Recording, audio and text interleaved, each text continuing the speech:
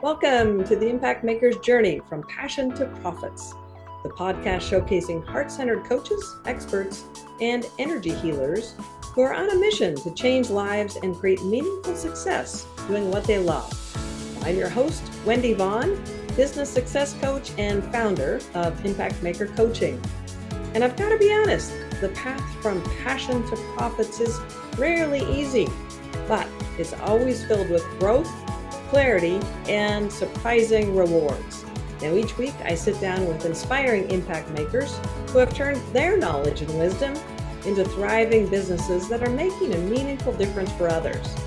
I will explore their personal and professional journeys, how they found their calling, and how they continue to stay aligned with their passion along the way. So if you're here to expand your vision about what's possible for yourself, you're in the right place. So join me as we discover the positive ripple effects created by today's guest.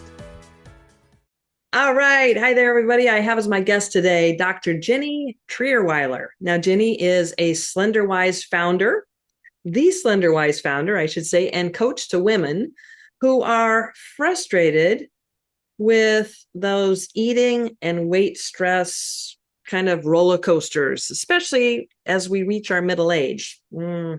Look in the mirror, Wendy. So welcome, Dr. Ginny. I am so excited to have as my guest today. Thank you, Wendy. I'm so excited to be here. I really appreciate what you do. Yeah, absolutely. And I am really looking forward to just, discovering more about your journey as an entrepreneur. And of course, learning more about this great work you're doing, because every entrepreneur has their own unique kind of wandering path that they've been on. And typically it includes lots of opportunities, as I call it in air quotes, for personal growth. That's what we call it, personal growth, right? Right. In other words, speed bumps and brick walls and things like that. So do you agree? Absolutely.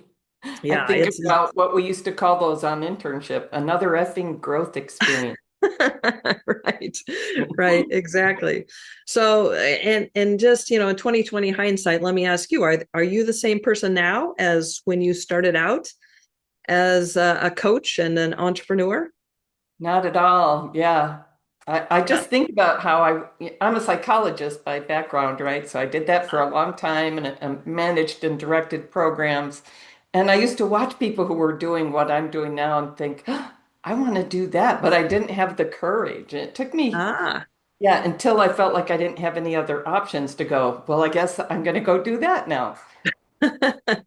Yeah, isn't that interesting thing where, once we kind of, it's almost like jumping out of a plane, right? You have a parachute on, but there's still that edge, right? It's like, Yes, oh, no, no, no, no.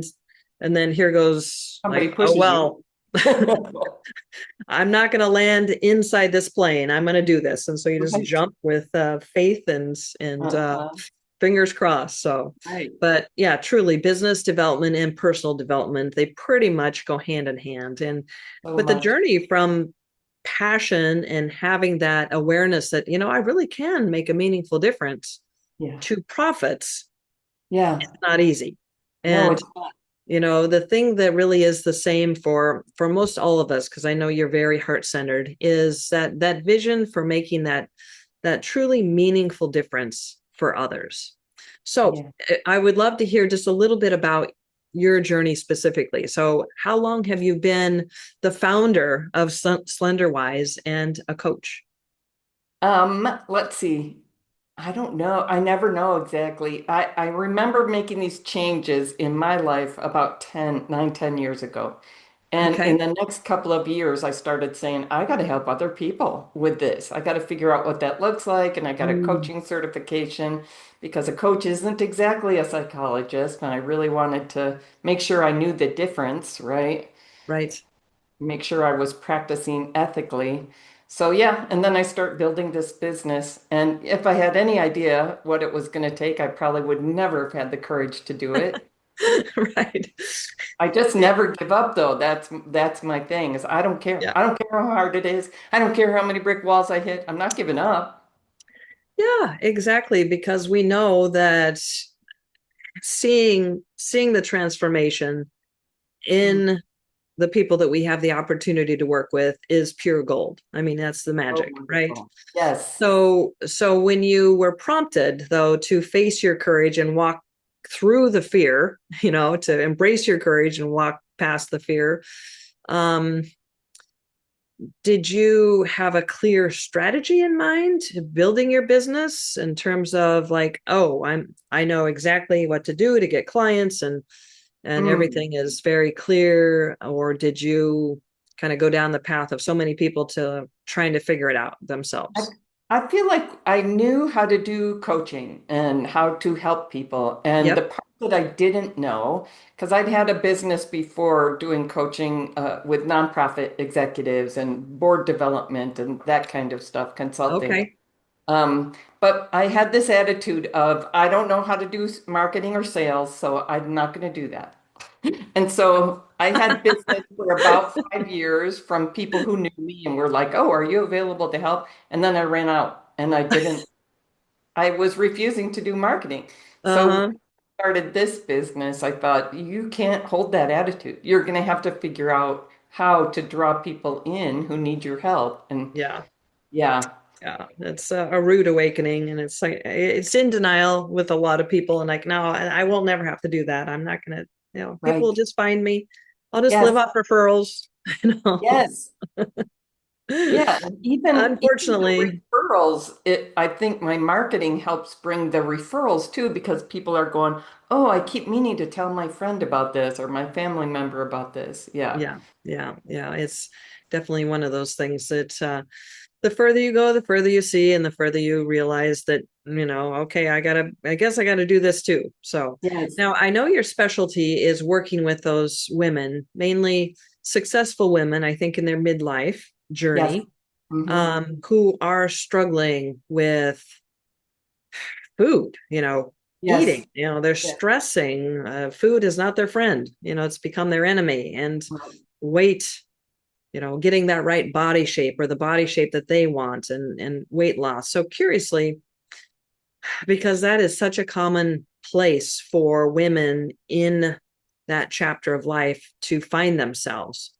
But Yes. what is a common misbelief or myth that has these women just really stuck at this level of feeling powerless? Oh, it's such a good question. I've studied this so much because what I found works is really contrary to what we've always been told works, which is you just have to eat less or you just have to eat less and exercise more. We've been told that our whole lives. Like if you're gaining weight, you just have to eat less. And what I kept finding in the research didn't quite fit that advice. And then I found in the research that that approach fails if you look 2 or 3 years down the road almost every time. Like, so UCLA researchers looked at every study that followed people over time, and within 2 to 3 years, most of them had not only regained the weight, but gained more. Oh my Um, gosh. so yeah, I was like getting really mad about this Right. And situation. yeah, it's just so commonly taught. It is. It's what people believe works, and I understand why they believe it. But when you study why animals put on extra fat, it isn't that they're eating too much exactly. It's more that what they're eating isn't nutritious. And Mm, so what we find is our environment has become such a low nutrition environment. More mm. than half of what people are eating is not nutritious. More So than our half. body, Oh my more than, gosh. That's a I know, horrible statistic. it's not what we're thinking, right? So I work with smart women. I think of them as just being like me. We're smart, we're successful. We were always, a lot of us could solve this in the past by just eating less or exercising more. Right. And At a it's different point in our body's evolution. Right. and it's not working anymore. And we just keep trying harder. I've had so many people I worked with who for 10 years kept Mm, trying what I'm just going to eat less and less and mm. less. And they're gaining Oh, more and more weight. And so frustrating. it's so So frustrating. Yeah. frustrating. Yeah. So So frustrating. I got so mad about it. Like once I found what works, and it really starts with eating more, really focusing on more nutrition. Well, Uh, before we get into that, we don't want to reveal oh, too much at this point because I want to you know, Yeah. just better understand, you know, what is it we know of these yo-yo diets. We know of like this myth that people are buying into, but for the for those who just realize that, you know what, this is not sustainable, Right. what what is the line that's drawn in the sand when they finally stop buying into the, you know, the Right. misinformation out there, or they stop looking for the best next diet? What is like, what's the wake up call? I love that. Yeah. For me, the wake up call was I kept trying what used to work and it kept not working and it kept not working. I was feeling dumb. I don't like feeling dumb. It made me Yeah. mad. I see that with a lot of my clients. And then something happens in your environment where you're not willing to just keep doing it again.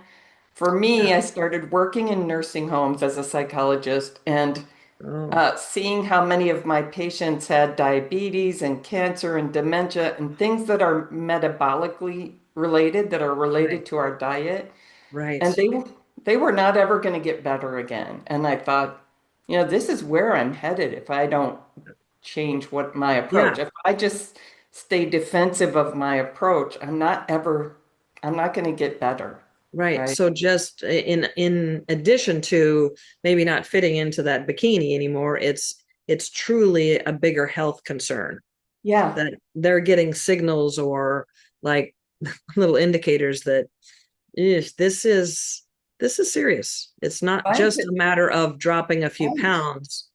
This is no, now it's related impacting to our my, metabolism. Yeah.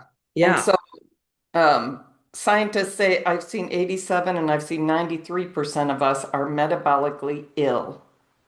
Mm, And and so those things I just mentioned, cancer, diabetes, heart disease, dementia, mm, are highly related to our metabolic functions, right? wow. And so most of us now, more than 50%, can expect the last 10 years of our lives to be in serious decline from one or more of those diseases. Yeah. And this Yeah. wasn't the case Well, 50, 60 years ago, right? It's related to our diet. right. Because you were saying 50% of what we eat isn't nutritionally sound. So I'm curious though, for those, because there is a bigger trend now for whole foods, eating Yeah. healthy, you Yeah. know, having those healthy eating habits. But I also know women in this certain age category still find it hard to lose weight. So why is that?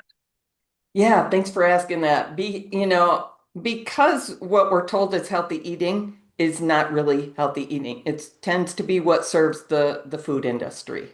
Oh, So, like okay. if you think about the health food aisle, Yeah. it's snacks. It's all snacks, but they're Mm. saying this is a higher quality snack. A This is healthy snack. Is that an yeah, oxymoron?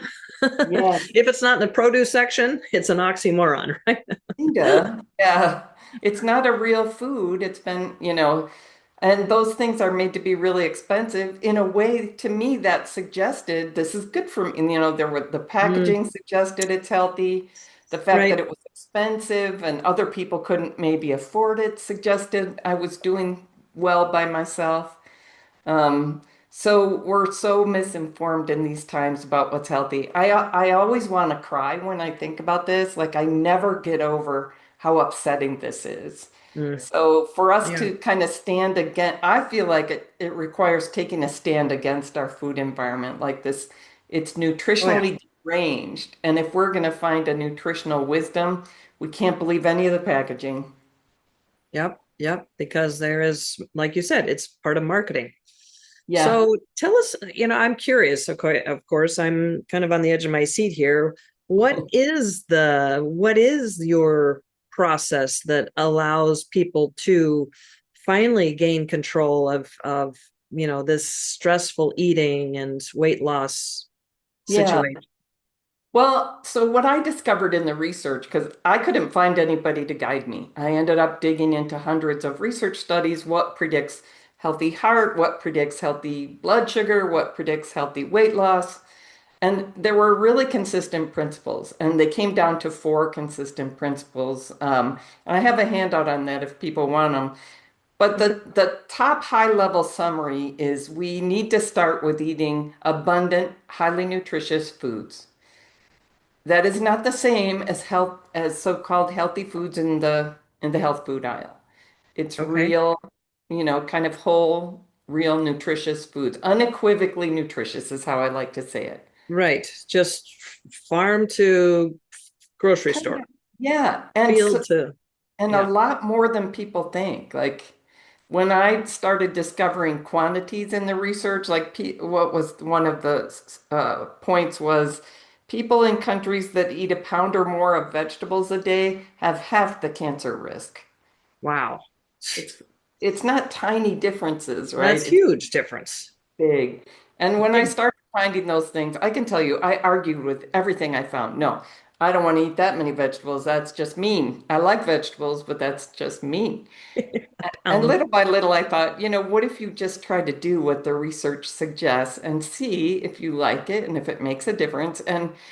And I would say, when I started this eating approach that I discovered, I was kind of crying in the mornings, like, oh, I don't Mhm. want to eat like this. I'm going to miss my wine and my this and my that.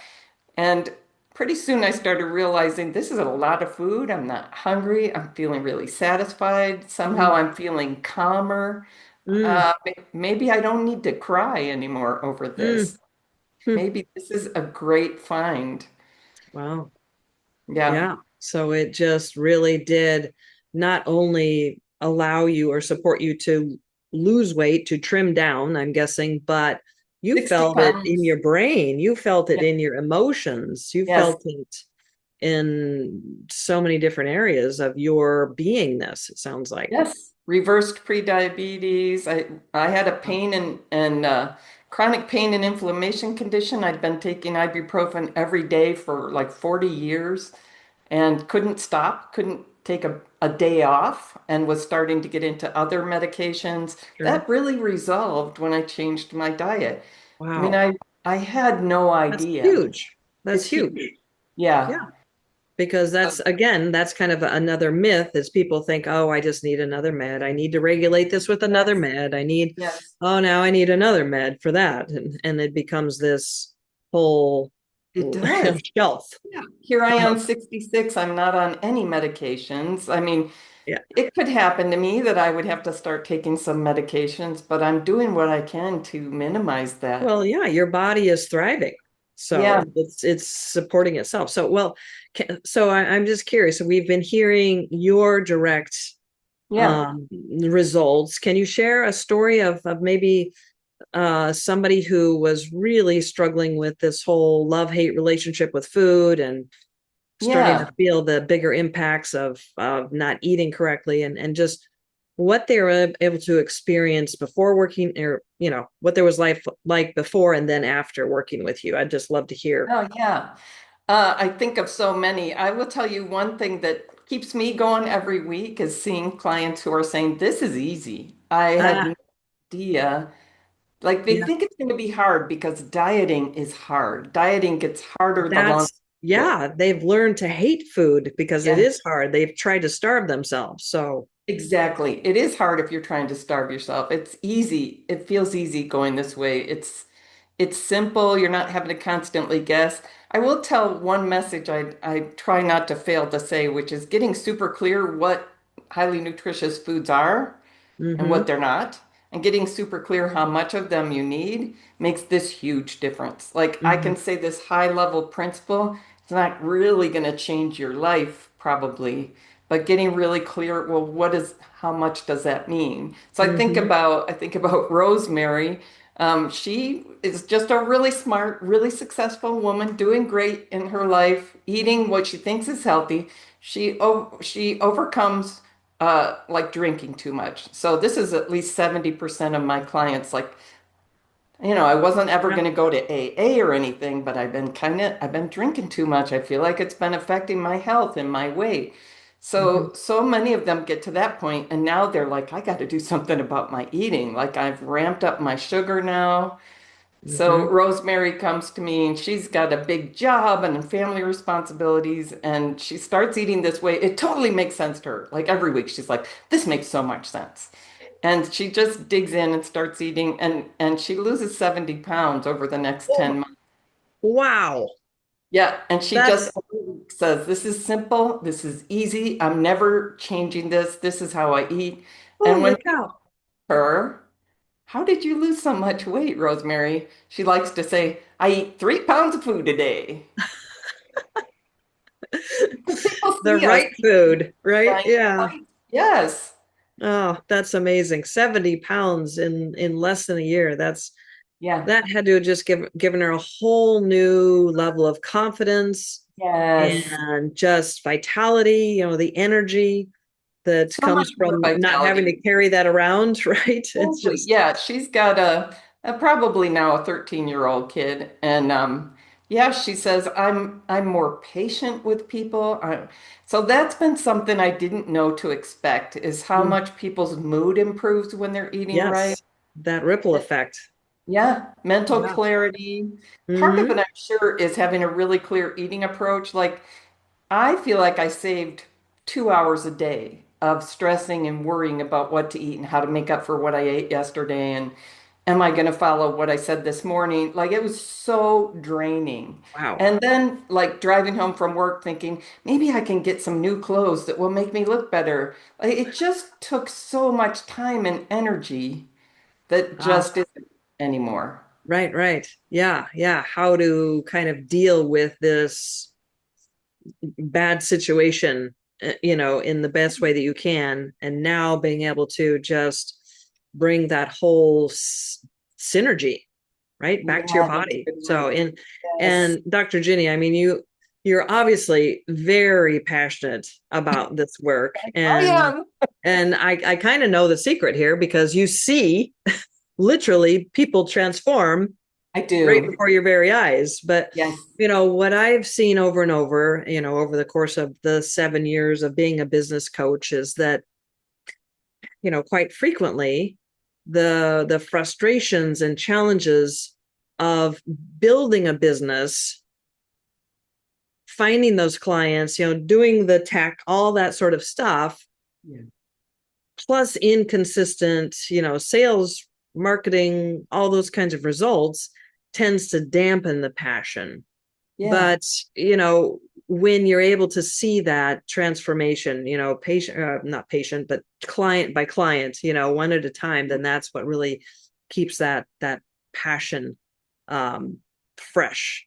And truly that struggle of building a business isn't necessary. I mean, that's why I love the work I do, right? Is Yeah. because I get to experience that ripple effect, just like you Mm. were talking about, that Rosemary was able to just be more patient and probably perform better at her role, whatever her work was, because she's successful. And the ripple effects of that, my Yeah. goodness, they transfer to her relationship with her husband, her family, her kids.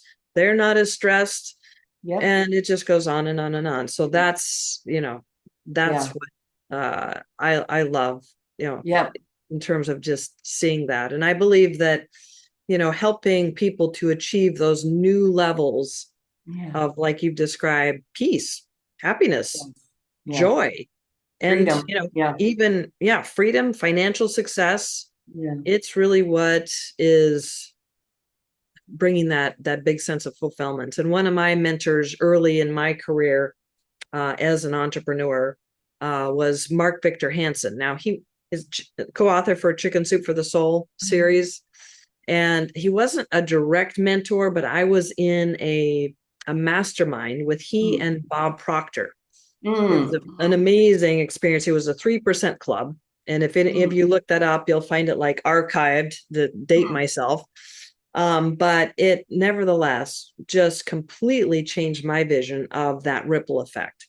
Mm. Because one of the things that Mark was always standing firm with is you've got to have a big, hairy, audacious goal, Mm. something that just gives you goosebumps, something that just helps you to overcome all these little speed bumps to where you're just enrolled in, some bigger vision for yourself. And through my, career as an entrepreneur, it's always shifted. But currently, like I mentioned, it's my big, hairy, audacious goal is to raise consciousness. Mm. And Mm. obviously, as you have so eloquently described, the work that you do is part of that, Yes. where people are waking up to, you know what?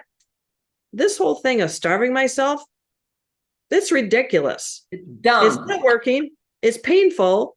Yeah. And it's really causing me to hate my life. Yeah. So it's got to end. And so people are waking up to another choice, not Yes. reading labels and believing them, Right. not buying into the fancy label, but going to maybe, okay, I'm just going to go to this boring, produce section Yeah. and, fuel my body. Yeah. Yeah. Yeah. So that's my big, hairy, audacious goal. And I'm curious, I'm going to put you on the spot here. So Dr. Ginny, what do you see for yourself and the work that you do? Or, I'm just curious. I think the big dream is more women in my age group in their 50s and 60s feeling more alive instead of Mm, more yes. closed in. I mean, that's what I see through the screen when I work with my clients. I'm happy that Yep. they're losing weight because it feels better to be at a healthier size. But the real thing is they look more alive because of the way they're eating Yep. they And they reverse so are many, more alive. they are more alive. Like there's Yes.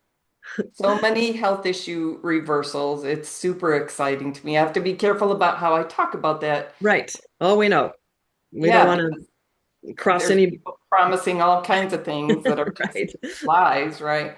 But But seeing it's people become more alive at that, I think women in this age group have so much to offer the world. And when we are trapped in this, I'm in a mm, bad place, and no matter what I do, I can't get out of it. We're just losing too much wisdom and warmth and important right. people. Absolutely. Absolutely. I totally agree with you 100%. So, yes, I am just, a cheerleader for the work that you're doing. Obviously, speaking from that age frame as well, I know so many people that are trapped in Yes. that state of giving up and like, I Yeah. guess this is it. So, Right.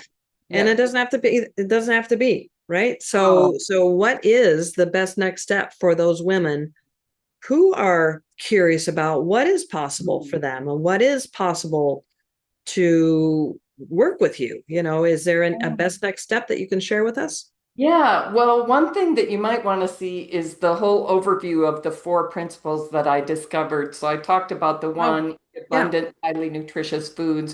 If you want to see the other three and then decide, oh, I want to know more about this, then I have a book, I have a coaching program. But my website is slenderforgood.com.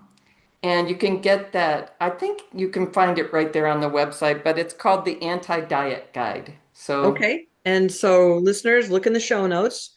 Slender for Good, right? mhm. Slenderforgood.com. Okay, perfect. Yeah. Yeah, that sounds like a really great resource to have, and that will provide a lot of clarity. So, yeah, awesome. Well, thank you so much for sharing that and creating that for us. And thank you, Dr. Ginny, for sharing your journey and just this kind of adventure you've been on, facing your fears, stepping through, doing the things that you never thought you had to do, all for this huge impact that you're making. And it's just really something that I want to acknowledge you for. And it's just truly remarkable work and, expanding what truly is possible Yeah. for women that have entered that, chapter in their life where they are feeling kind of powerless, but obviously with the information that you have, the discoveries you've made, Yeah. you're walking your talk and sharing that with the world is just powerful. So thank you again. So appreciative of the work that you do. And appreciative of the work that you do helping us achieve those kinds of impacts. Absolutely. All right, till we meet again.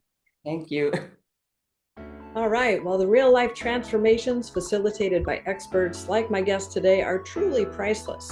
I mean, happiness, joy, peace, love, right? These are all what each of us ultimately strives for in life. But becoming a sought-after and well-paid coach or energy healer is often challenging, overwhelming, and frustrating. So, if you're a heart-centered coach, expert, or energy healer who's striving for more ease, flow, and abundance, well, I've created a special gift just for you. So check out the show notes. All right, well, this is Wendy Vaughn signing off. Thank you so much for tuning in, and be sure to join me for my next episode where we'll be inspired by yet another impact maker's journey.